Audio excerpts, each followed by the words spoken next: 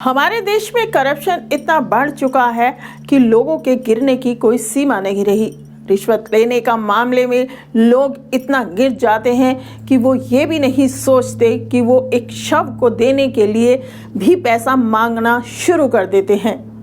अगर आपका कोई परिजन जब अस्पताल में एडमिट होता है और आपके पास इतने पैसे भी ना हो कि आप उसको अस्पताल से डिस्चार्ज करा सके, तो सोचिए आपकी क्या हालत होगी।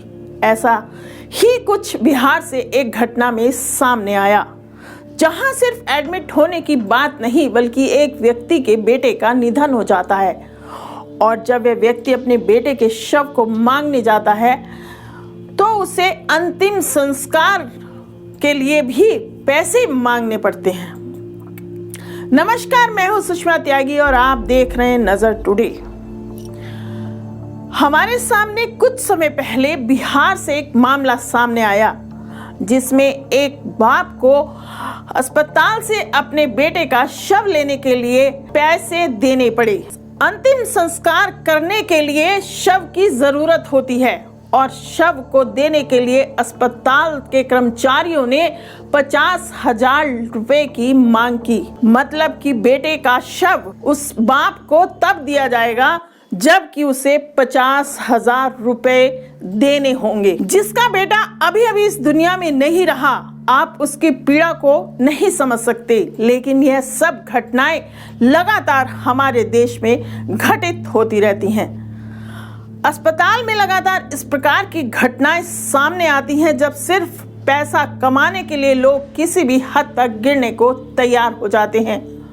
उस बात के बारे में सोचिए जिसके बेटे का अभी अभी निधन हुआ हो और उसको अपने बेटे का शव और उसका अंतिम संस्कार करने के लिए लोगों के आगे झोली फैलाकर भीख मांगनी पड़ती है। बिहार के समस्तीपुर में इंसानियत को शर्मसार करने वाली घटना सामने आई। मंगलवार को यहाँ के सदर बाजार में पोस्टमार्टम के बाद बेटे का शव देने के लिए गरीब माँ बाप से 50,000 रुपए मांगे गए। परिवार के पास इतनी राशि नहीं थी। पैसे की जुगाड़ के लिए वे अपने गांव लौट आए। उसके बाद वे गांव में आंचल फैलाकर भीख मांगते देखे गए। लोगों के घर जाते और अपनी मजबूरी बताकर मदद की अपील करते हुए देखे गए। इस दौरान किसी ने वीडियो बनाकर वायरल कर दिया। दरअसल यह रकम अस्पताल के कर्मचारी ने मांगी थी। मामला अस्पताल प्रबंधन के पास पहुंचा तो आनन फानन में शव पुलिस को सौंप दिया गया। इसके बाद बुधवार को अंतिम संस्कार हुआ।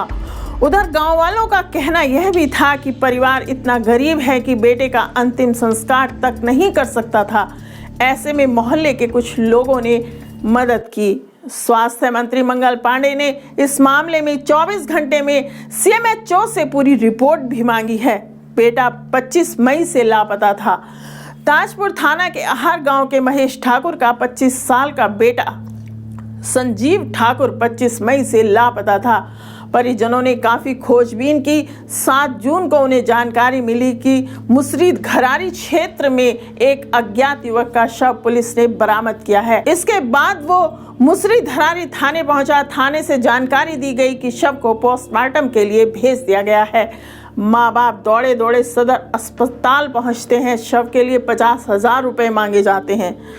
पहले तो पोस्टमार्टम करने वाले शव दिखाने में भी आनाकानी करते हैं। उसके बाद में गुहार लगाने के बाद उन्होंने शव दिखाया, जिसकी पहचान माँ बाप ने अपने बेटे संजीव ठाकुर के रूप में की।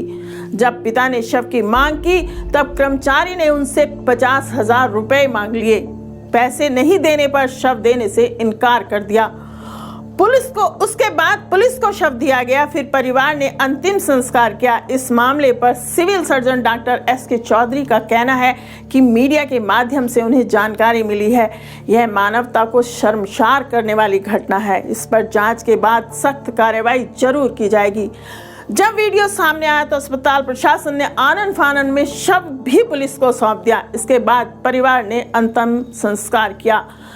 अब सोचने वाली बात यह है कि अस्पताल जैसी जगहों में काम करने वाले कर्मचारी जिस तरह से रिश्वत की मांग करते हैं, प्रशासन कहाँ है? प्रशासन सोता रहता है और कर्मचारी रिश्वत मांगते रहते हैं। अगर एक शव को देने के लिए शव की मांग करने पर किसी पिता को पैसे देने पड़े, तो आगे आप सोचने वाली बात यह है कि आगे कहां तक लोग गिर सकते हैं। ऐसी ही कुछ खबरों के साथ हम आपके सामने फिर हाजिर होंगे। आप देखते रहिए नजर टुडे।